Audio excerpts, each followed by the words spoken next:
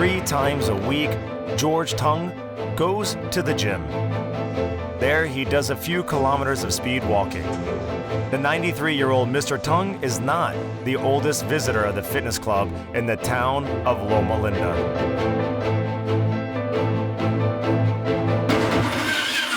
Luis Carpentier from Boston celebrated his 103rd birthday in December 2013. Each day, he goes down to his cellar and works at his miniature saw. This is hard wood, huh? Yeah. And if it wasn't... How difficult is to do that? I learned this 75 years ago. 75 years. You help make it, you can have the piece. Elsie McClellan has a professor visiting her for the first time. This 100-year-old lady is going to treat him to a lemon pie she prepared herself. The mixer is yeah? So you've been using it for some time? Yes.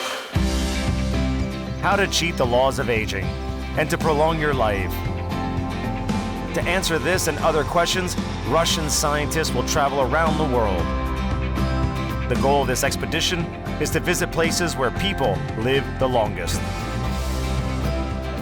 And there were about 1,500 people over the age of 90.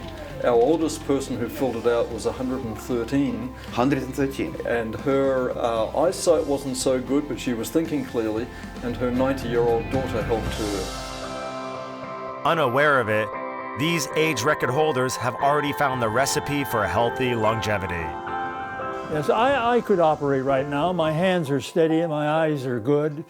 And I think my reasoning powers are still there. So I could do it now. But I think I was wise to stop at 95. According to the example set by these people, we will try to determine an optimal formula for longevity. The centenarian's rules of life. The Centenarian's Rules of Life, USA.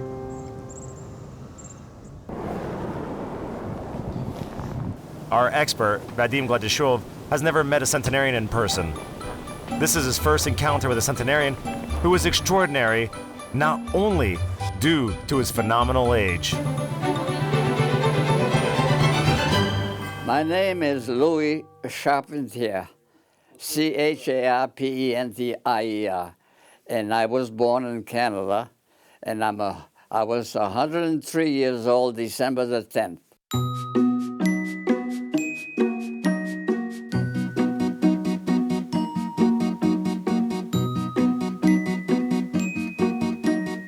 Charpentier in French means carpenter. Luis has worked with wood since he was 7 years old. Most of the carvings in this room are scenes depicting his own life. If that's you, Taking care. you yourself? Yeah, taking care of the houses. How old are you? Oh, I might have been about 5 years old. My father came home from church, and he says there was a bear doing some tricks in front of the church. All of a sudden, the bear was in front of our house. My mother says to me, she says, how can you remember you were only 2.5? Well, I said, a bear can It's a bear, you can... you remember those things, yeah? The Charpentier family moved to the USA in 1922. Upon reaching the age of majority, Luis got married. He was happily married for 75 years. It is fascinating that since 2000, he's been living all alone. And, there's one day a girl comes and do the work, you know, of the whole house. I do what I want, and if I need any help, my son is there all the time. I mean, ready. I thought I might miss the car when I was 97, but I didn't miss it because he's always there. I mean, ready to 10 minutes, and he's over here to take me wherever I want to go.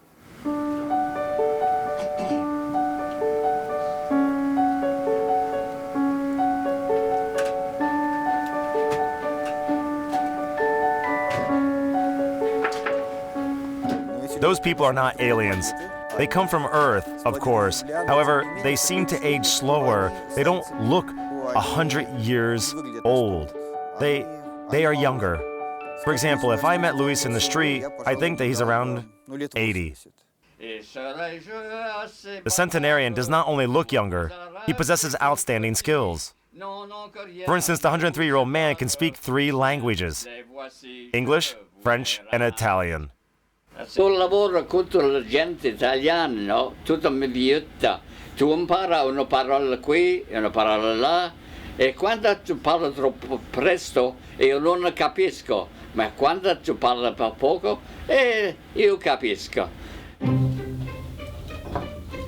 Despite his independent lifestyle, Luis Carpentier does not avoid communication.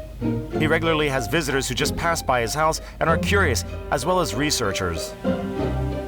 He participates in the global scientific project, the headquarters of which is located in this building in the south of Boston. I'm Professor Tom Pearls here at Boston University School of Medicine and Boston Medical Center. Professor of Medicine Tom Pearls is a real record holder among people who study aging. He personally knows over 1,000 centenarians. Professor Pearls has supervised the study of the New England centenarians since 1995. This woman here was, she was already in her early hundreds, 103, 104, and you can see how engaged and healthy she is, living independently in her own home. You can see both ladies are very engaging and outgoing, and that's one of the personality traits of our centenarians, is they tend to be very extroverted.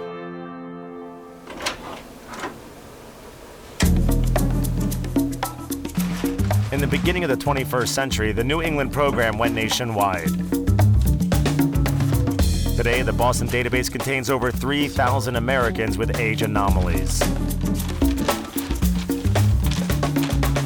Your study is the largest in the world. Centenarians, Centenarians. yeah, and super centenarians, because we have about 130 supers, 110 in Boulder in the study, the oldest 119. In the sample, we have people, men and women, who were at one point the oldest person in the world. So let me ask you, what do you think is more important?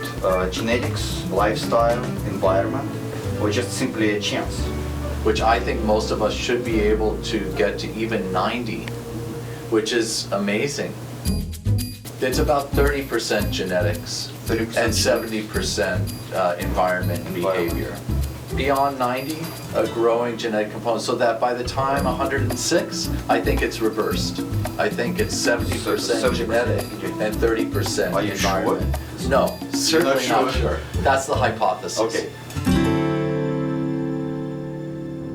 Gerontology is all about theories and assumptions. Science of aging is at the stage of accumulating facts. Scientists cannot yet answer the question on what is more important for longevity, heredity or environment. I think it's many genes with modest effects, minor effects, that individually just don't have much of an effect. But as a group, you get the right combination, kind of like winning the right combination of numbers in a lottery.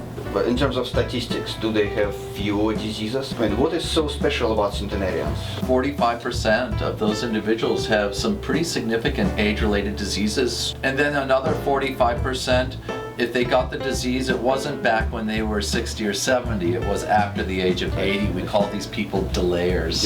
And then we have these escapers who have no age-related diseases at 100. Luis Carpentier is one of those runaways from diseases. During the last medical examination, doctors didn't find a single ailment. Only slight memory lapses, which is the first sign of the decline of neural connections. Can we have a small test? Yeah. I will draw a cube and I will ask you to repeat the cube. Okay. So let's have a cube. The cube test is a litmus test for cognitive processes. It helps neurologists to appraise the state of the temporary memory of the patient, coordination of their purposeful actions, and their ability to reproduce a pattern. Very nice.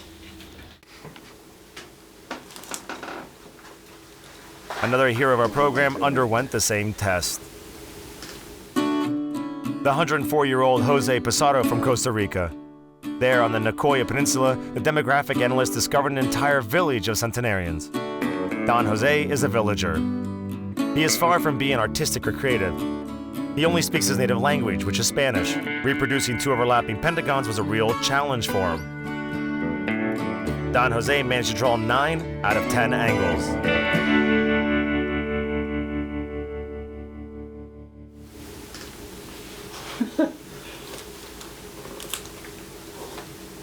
Luis Carpentier from Boston succeeded on his second attempt. Nice. And then with this, you want this little. Yeah, beautiful. Yeah. Thank you. It's great. Yeah. Can you make a drawing of a horse head? A new request from the Russian scientist fully redeemed the centenarian.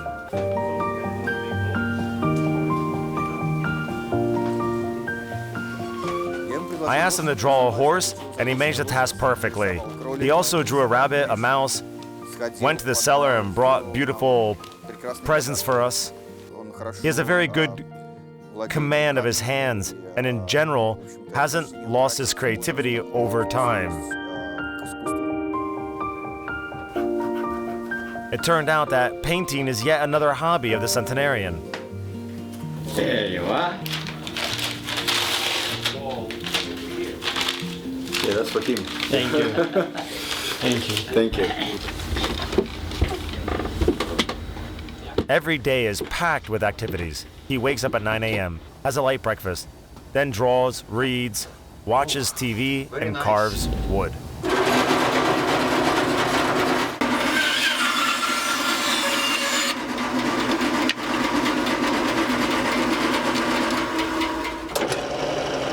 I'm just cutting with a simple line. This is hard wood, huh? Yeah. And if it wasn't, How difficult is to do that? I learned this 75 years ago. 75 years. The centenarian artist is known far beyond Boston. Within 1 year, up to 2,000 tourists from different states visit him.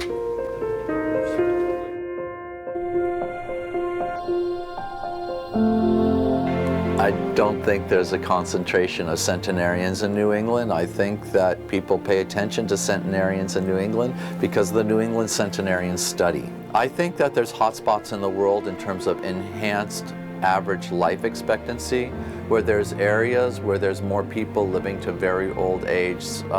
For example, the Seventh-day Adventists, they're all over the United States, but there's a concentration of them in Loma Linda, California. And they have these very healthy behaviors, and they have these average life expectancies.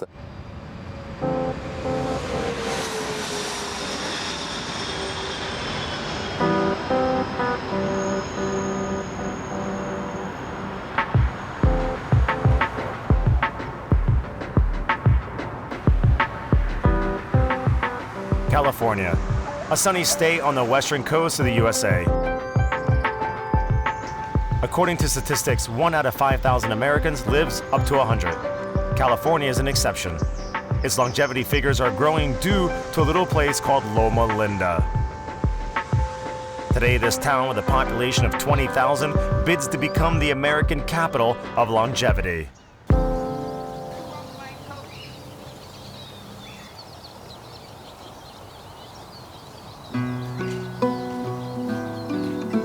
Elsie McClellan allocates time to rest in her deck chair every day.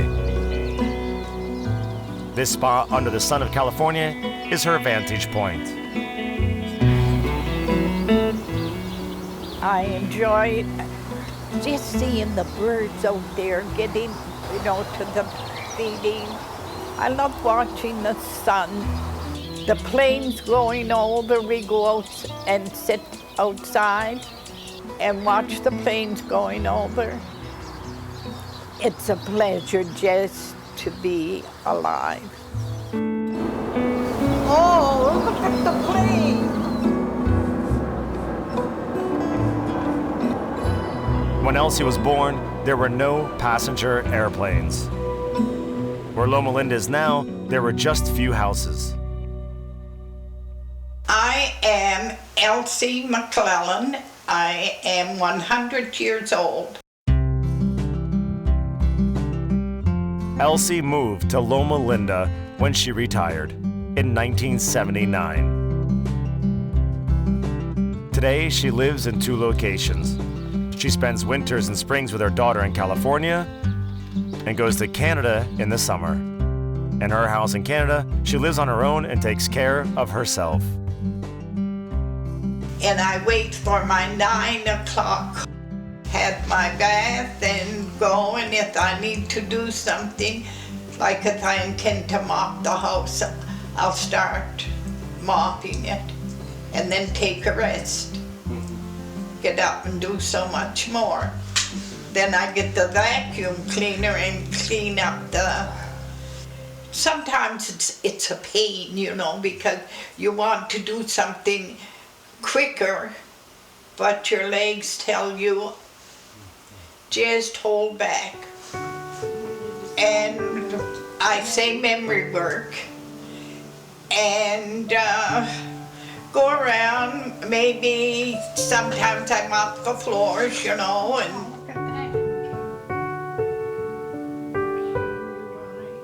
Elsie does not make those efforts to prolong her life. Her physical activity is a question of faith. Adventist has always believed that it is a religious virtue to also look after one's body. Adventists are creationists. They believe in a creator God, and therefore they believe that one needs to respect one's body.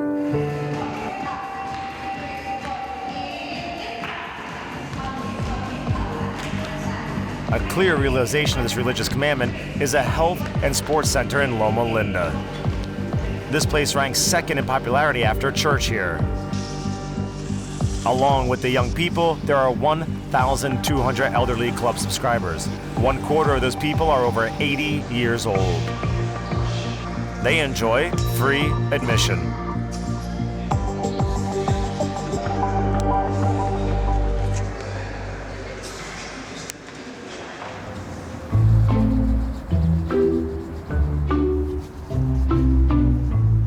Starting from 1958, the researchers of the Loma Linda University have been keeping track of the health of the Adventists.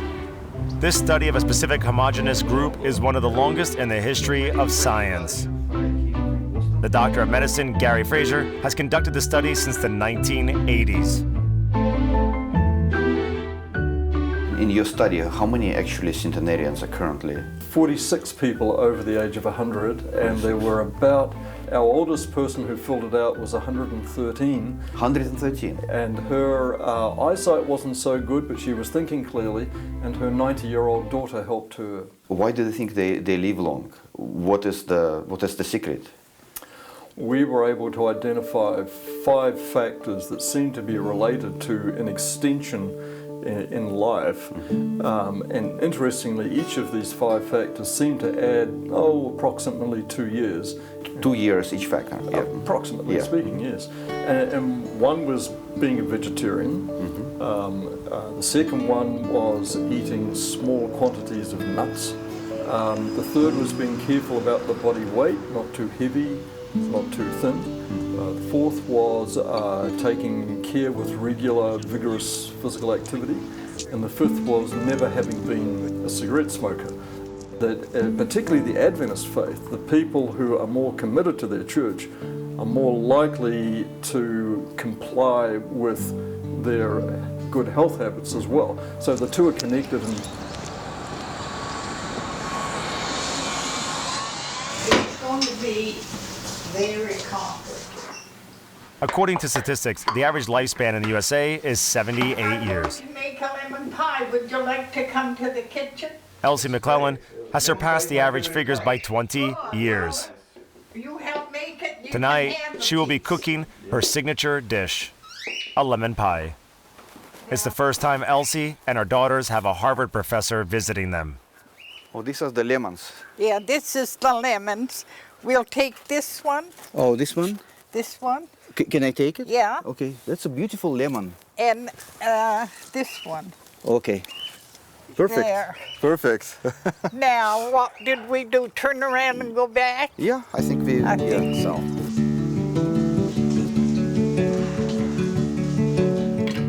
Desserts are the only gastronomic passion of the centenarian. Elsie never drank tea or coffee during her life. She tasted milk only at the age of 80. Now she has it only with chocolate. You're vegan, right? No, I'm vegetarian. not vegetarian, No. but I don't eat any kind of pork. But do you eat like beef? Yes, beef and chicken and turkey. I see. And fish? Yeah, Fish as well? yeah. The main difference is that Adventist tradition has always been to recommend a vegetarian or a plant-based diet. However, it's not been a requirement to belong to the church to be a vegetarian. About half of the Adventists are vegetarian, but about half of them are not. And when we ask the question, why would this be, and think about some of the risk factors for heart attack, such as high cholesterol, high blood pressure, diabetes, being overweight, we find that the vegetarians have big advantages on every one of those. We also know that the vegetarians tend to live 2 or 3 years longer. The whole Adventist population. The effects of nutrition on longevity is constantly the subject of scientific research. According to the experience of the centenarian rules of life, extreme age is not always associated with a certain diet. The island of centenarians, Sardinia, has a specific food culture. This culture is followed even by the 100-year-olds. How many times every day does he eat? He eats 3 times a day and has snacks in between. Qualche merenda, qualche spuntino. What's his favorite dish? Pasta with meat sauce, Pasta al sugo. sausages, especially ham, fried pork. That's his favorite. And the wine, red wine? No? Every day, for lunch and dinner. Cena, sempre. Okay. However, experiments were conducted to determine the role of calories on life expectancy, and quite a lot of those experiments for over 100 years. It was first done on rats and mice. At present, it is determined that the limitation of calories prolongs the life of worms, flies, mice, and rats. However, in case of macaques, the findings are somewhat contradictory. One study confirmed that effect, the other didn't. As far as vegetarianism is concerned, we can't form any definitive conclusions because it is challenging to study this topic with certain controls in place. What is your secret? Secret for long life? Do you think it's the Well, food? I never drank or smoked or went to parties. God has been in my life ever since I was a baby. So you think the faith is an important factor? Oh, yes.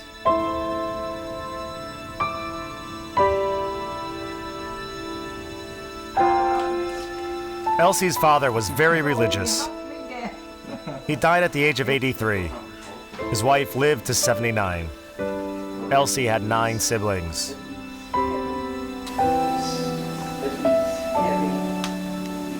There's 2 of us. My sister, who's 95, but she doesn't want to live to be 100.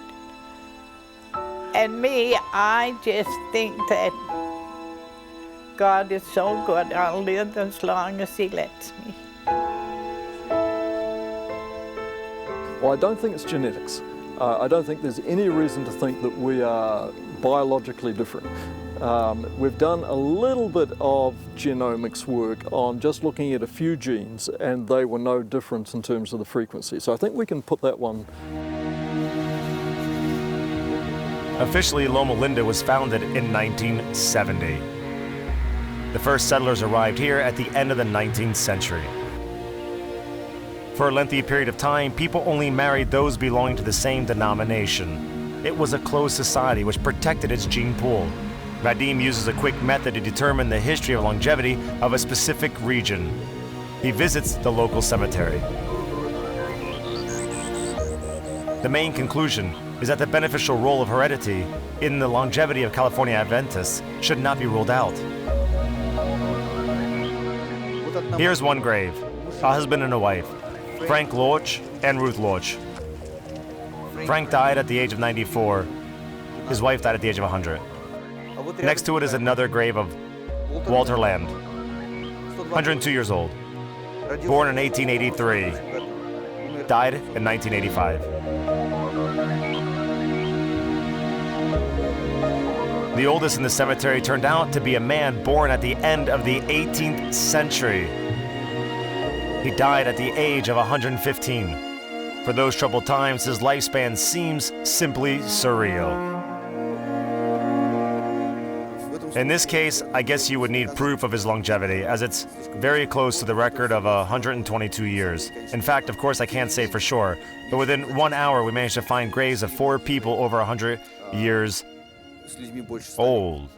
There were a lot of people who died in their 90s, and in general, very old people. It's evident that people live long lives in Loma Linda, and that it's been going on for a long time here. That is really based upon the notion that the vast majority of us should live to close to 90. And in order to do that, not smoking, not drinking, maybe a little bit of alcohol, being vegetarian or at least avoiding red meat as much as possible, regular exercise virtually every day, also doing things that help manage your stress. It isn't so much the amount of stress that is, I think, important. Some people have a lot of stress in their lives.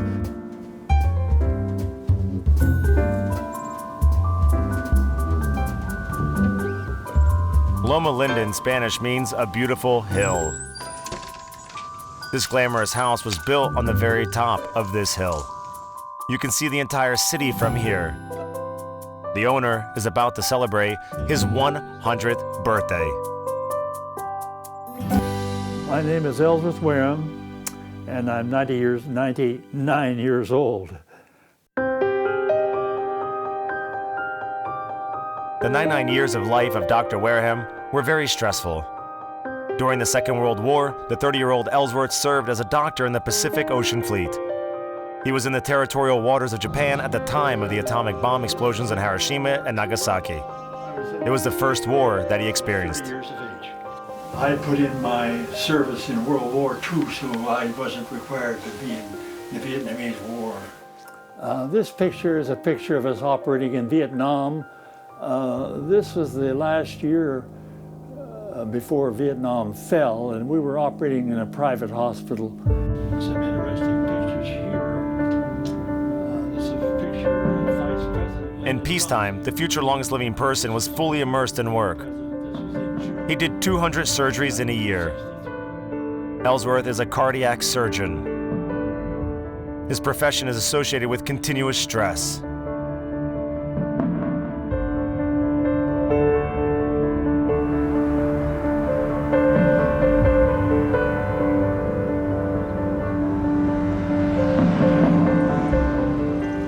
The leading stress handling specialist among gerontologists works in Northern California, close to San Francisco.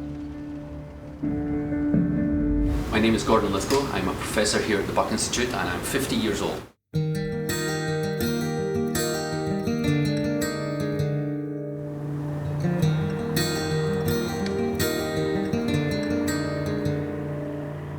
The Buck Institute for Research on Aging is a cutting-edge scientific center built with funds from a variety of benefactors. It is located in the center of a huge plot of untouched nature. The main goal of the researchers is to increase life expectancy of Homo sapiens, human beings. According to Professor Lithgow, the important factor of longevity is the body's resistance to stress. Yes, although we're moving into balance and reflect. How does stress affect aging? Well, we think it affects aging a great deal. For example, old animals and people are very sensitive to stress. And we also find that when we make an animal longer lived through a drug or a genetic mutation, we think it really primes the system. We have lots of defense systems against stress, and a little bit of stress turns on those defense systems. Yeah. This is something called hormesis. A tiny amount of stress can be good for you. Kind of what doesn't kill you makes you stronger. In the laboratory, Gordon Lithgow learned to stimulate the body's systems which bear the impact of stress. As a result of those experiments, the lifespan of worms and flies in the laboratory were increased. So we slow aging in the laboratory by feeding the animals different kinds of compounds. We screen chemical compound libraries for drug-like molecules that affect signaling pathways and hormonal pathways in the animal. And so we can make centenarian worms quite easily in the laboratory. And we can do this in laboratory mice as well. So it seems possible that we can intervene and slow aging pathology in humans. A pill against aging is not science fiction, as the gerontologists say. Modern science knows at least 5 chemical compounds which prolong the life of laboratory animals. The final goal is to find the compounds which will produce the same effect on a human being. The search for the elixir of life is done by hundreds of laboratories around the world. The laboratory of our expert, Vadim Gladishov, is no exception. We also study centenarians. So why do you think there are human centenarians? Centenarians are really unusual people. Yeah. And we really don't know exactly why certain people have this ability to dodge chronic disease during normal aging, somehow get out there. But I suspect that stress resistance and the ability to combat stress is one of the features.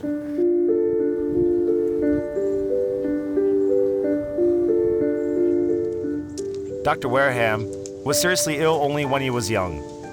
He had tuberculosis. His body recovered from this grave disease without the aid of medicine. Later on, not a single illness prevented this man from reaching fantastic results. Ellsworth assisted with surgeries until he was 95. I could operate right now. My hands are steady and my eyes are good. And I think my reasoning powers are still there. So I could do it now. But I think I was wise to stop at 95. Based on his experience, Ellsworth came up with a few rules which helped him to personally address stress. The first rule is to find a job you love. The second rule is to rest more. I learned in my profession how to go to sleep quite quickly. And I think that, let us say, I could leave you and I could lie down, I could be asleep in 15 minutes right now. One does, of course, have to consider other things like exercise, which is very important. I don't spend time worrying about things that I can't do anything about. Anybody can realize that there are a lot of things you can't do anything about. One more component of longevity, named by the 99-year-old man Ellsworth Wareham, is a close-knit family. In 2013, he and his wife celebrated 63 years of marriage. They have 5 children, 8 grandchildren, and 3 great-grandchildren. I'm realistic. 9 times as many women live to be 100 as men.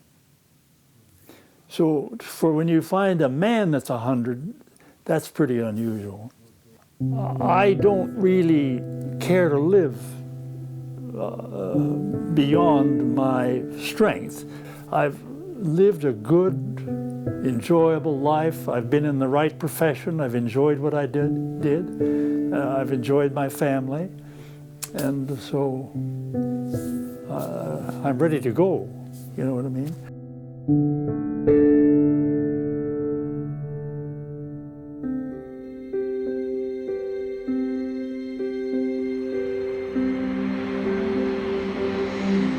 Having flown across America and having talked to scientists in Boston, Loma Linda, and San Francisco, Harvard professor Vadim Gladishov is ready to conclude his encounters with the centenarians. Certainly heredity is important when it comes to longevity. Parents' genes. Luck is also important, to not have any serious injuries during one's lifetime. But you can change your life, you can live longer.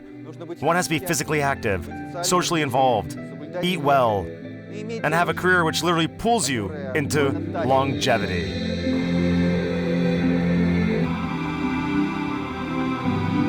The expert made his conclusions.